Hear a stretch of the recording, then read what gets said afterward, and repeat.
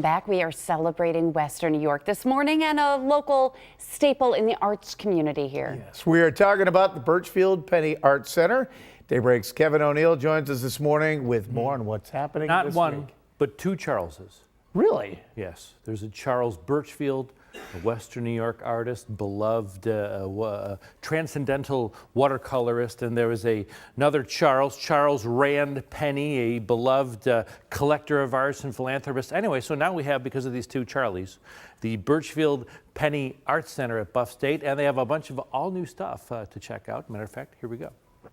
If you haven't been to the Burchfield Penney Art Center in a few months, it's all new. And if you've never been here, I'll tell you how you can visit for free.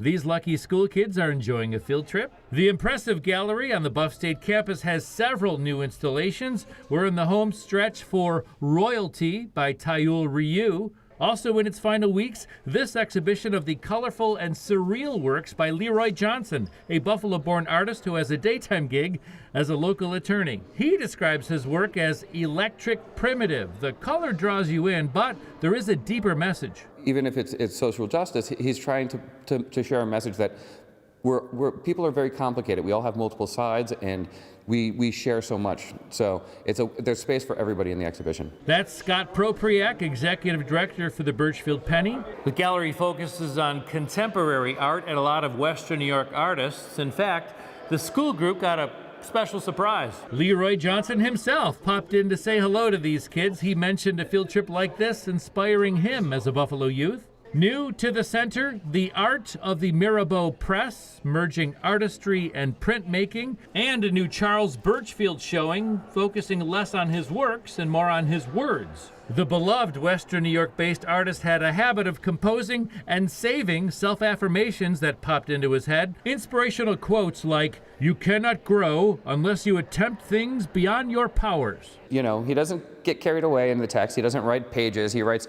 short statements to really just push himself along. How about, "You should not paint unless you feel bold, reckless, and completely self-confident." Love it. I'll remember that before my next live shot, except maybe the reckless part. Tomorrow, 5:30 to 8 p.m., you can visit here for free. It's called M&T Second Friday. Every second Friday of the month, the Burchfield Penney is free, and every second Friday, that's when we try to open our exhibitions, but we always have music, we always have education workshops, and so it's two hours of art making and music and fun. Burchfieldpenny.org is the website. Tomorrow, a sneak preview of the Decorator Show House, their amazing new location. And over on Weekend Daybreak, my diatribe, my annual soliloquy about how daylight saving is great. It's a great idea, it's awesome, and we need to keep it.